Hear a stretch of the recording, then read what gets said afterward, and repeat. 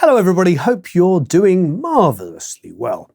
We're big, we're bad, and we're back with another Frequently Asked Questions Friday, a post-Namthrax Frequently Asked Questions Friday.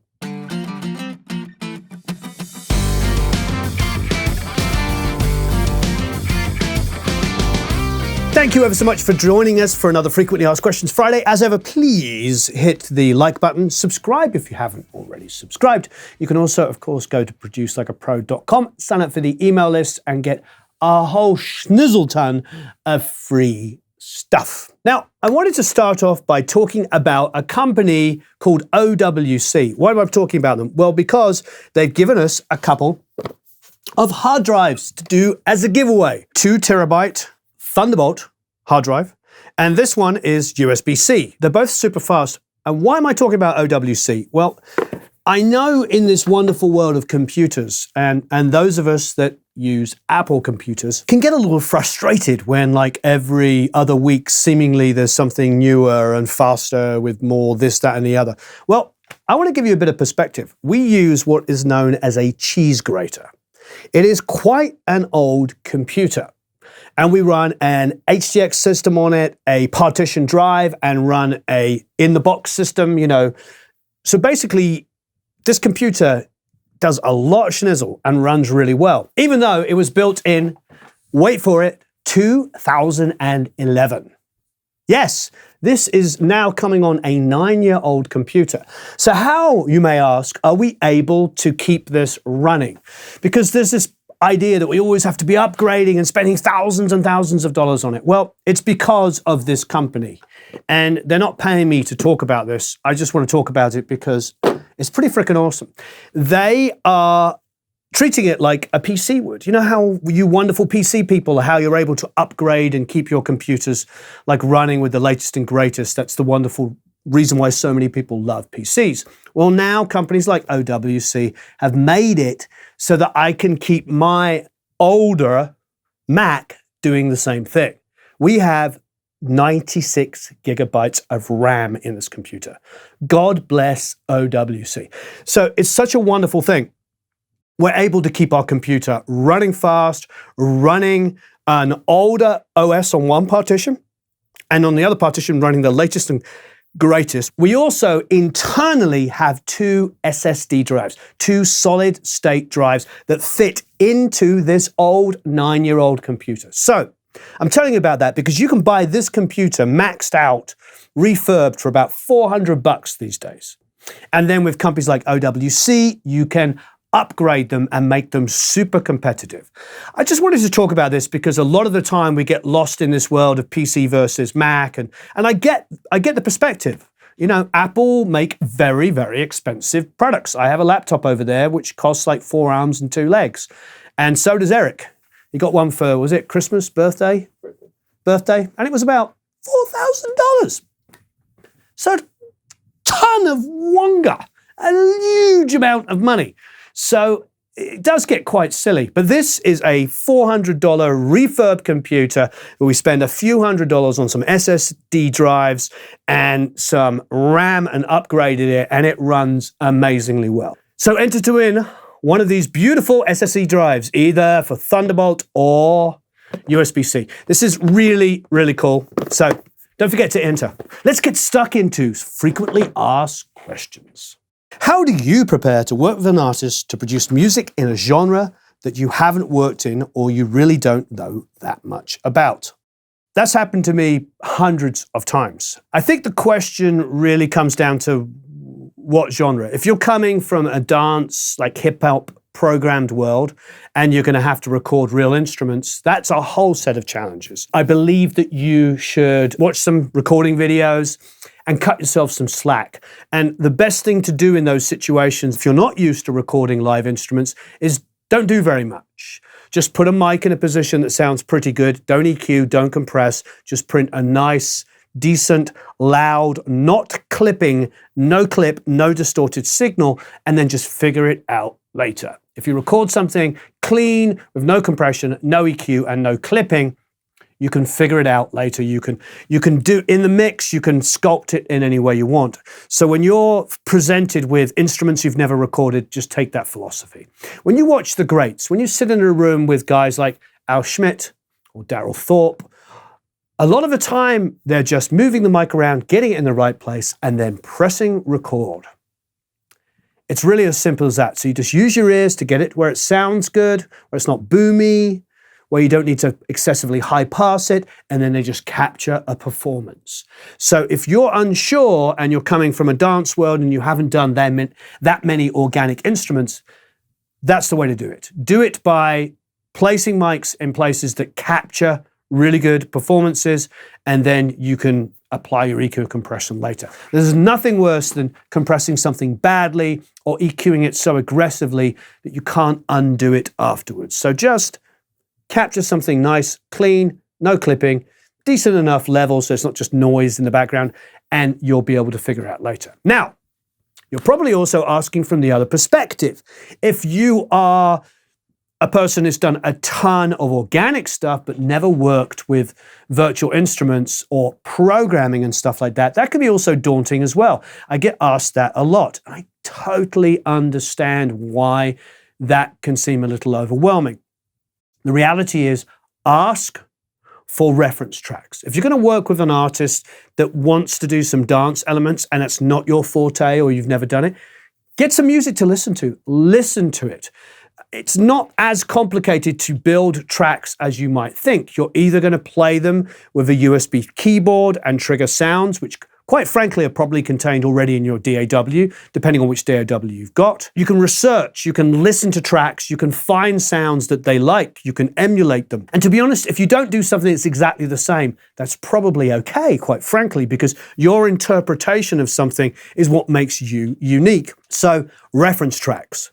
If somebody wants to work in a genre you're not too familiar with, ask them for reference tracks. Say, hey, what do you love? What are you going for? Can you give me an example of something that you think is really like slamming and representative of what you want to do? And then get it and listen to it and research. I personally love the challenge. I love working in genres that I'm not used to. I love doing rap stuff. I like doing EDM, all kinds of stuff. Because frankly, when I was in England in the late 80s and early 90s, I ran sequencing. I had a couple of ADATs synced together, and I did a lot of dance music. And so I came doing that as well as recording organic stuff, as well as being a guitar player.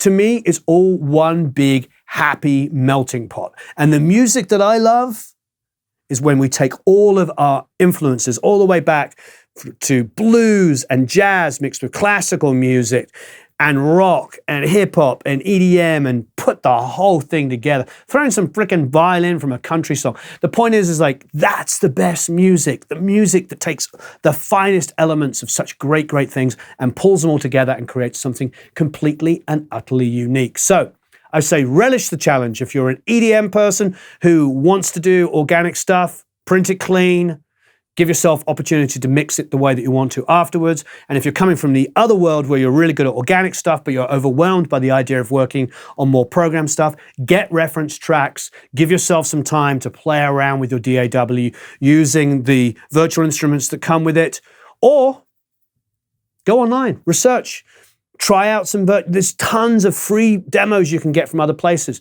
There is some really, really good stuff. So I don't know. I love the challenge. I really personally love the challenge. That's what makes music fun and exciting for me, being challenged each and every day. So I say go for it, have some fun, and just try it out and love the process. Do you use a different approach mixing an album versus mixing a single? Do you take greater pains to make sure the tracks sound cohesive, or is it a matter of mixing each song as a single and combining them at the end? What I typically do when I'm given an album is not necessarily focus on the single, because sometimes they don't know what the single is initially. Maybe they do. But let's just say let's use a Rick Springfield album I mixed about 3 albums back for him, the first album I mixed for him. They sent a song called Little Demon around half a dozen big mixers. And all these different mixers mixed the song, and I was given an opportunity to mix it as well. And I remember pulling up the rough mix and I was like, this is a freaking amazing song. First of all, the guitar playing is insane because Rick is an incredible guitar player. But of course, our good friend Tim Pierce played guitar on it as well. So you had these two incredible guitar players like playing these incredibly well-crafted layered guitars. And then Jorge, Rick's drummer, is absolutely fantastic. The song was amazing. Anyway, everything about this was really, really cool. And it was a wonderful, wonderful challenge. So I spent probably about a day's worth of mixing, but I spread it over 3 days. So we mixed, we set up the song, we spent about 3 or 4 hours setting it up, getting it to sound good, and then we left it alone. And then about 2 days later, we came back, worked on for a couple of hours, did some tweaks, did some panning stuff, applied a bit more EQ and compression, and then came back a third time and spent a couple more hours just getting it to where we wanted, and then sent it off. And we heard back pretty quickly that we were chosen to mix the rest of the album. So that became a single. I took that overview of that song and applied it to every song on the record. So we had that as a template for the next song. So we knew where we wanted to start with the drums, we knew where we wanted the bass sound to be, the guitar sounds, the vocals, etc. However, the next song didn't really want to have like a slap delay like I had done on the first one. So I changed the slap delay on the vocal. I also found that I liked the guitar tones a little less EQ'd, so I backed off some of the high mid boost that I was doing on the console. And it started to sound just a little better to me. And I think I changed the reverb time on the guitars to make it ever so slightly shorter and a little bit lower. Then I went on to a third song and I took all the information that I'd taken, the template of the first song, applied to the second, all the tweaks from that second, and applied it to the third song. A couple of things happened in the third song and I tweaked it a little bit more. You know where I'm going. So by about 4 songs in, I've really refined the process. And that 4th song comes up with all of these things that I've learned. And I'm like, this is slamming. So what do? I go back to the first song, the second, and then the third, and I tweak them ever so slightly, applying pieces of information I've learned about it. So for me, no matter where I start, if I learn something and I improve something about the album, I go back and apply that information. To me, that is always going to get me the best results. And by the end of an 8 or 10 song album, I think it was actually like 12 song album, but by the end of that, I'm really, really happy where I'm at. It doesn't mean I'm copying all of the moves. I'm not necessarily, I'm still doing automation and muting things and rises and all kinds of fun stuff on each song. Each song has its own individual thing. The thing that I found with that album in particular is that the guitars had been recorded amazingly well. That the engineering that Matty, who is, hi Matty, if you're watching this, Matty, who is Rick's engineer, the way he recorded the guitars was freaking fantastic. And then Tim probably did his own guitar recording as he normally does, and he nails it. So I ended up doing less. I felt like the more I mixed, the less EQ I applied, the less additional production. And before you know it, I'm just tapping a little bit of EQ, tapping a little bit of compression, and I'm maintaining the integrity of the original guitar recording, just squeezing it in just the way I want it to be. So that was just acquired knowledge. It's not like I was shaping the songs and making them sound exactly the same. I was undoing some of my moves to get the best out of it. And that is a bunch of acquired knowledge from song number 1 to song number 10.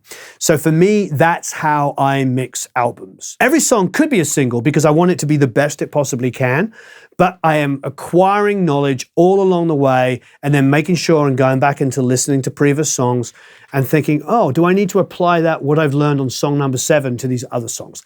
So that's how I mix an album. And to be honest, I love mixing albums.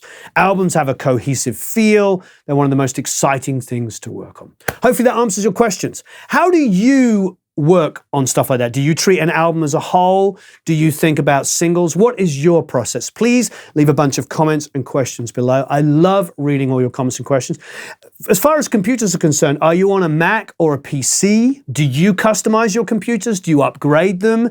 Do you find that you can keep a computer for as long as I have, nearly 9 years, and be able to upgrade it and make it better? Is that possible? Or do you feel like you have to always be running the latest and greatest? Let us know. Have a marvelous time recording and mixing. I really appreciate everybody in the community for being so incredibly helpful. Please hit the like button, share, go to Produce Like a Pro, sign up for the email list, subscribe if you haven't already. Have a marvelous time recording and mixing, and I'll see you all again very soon.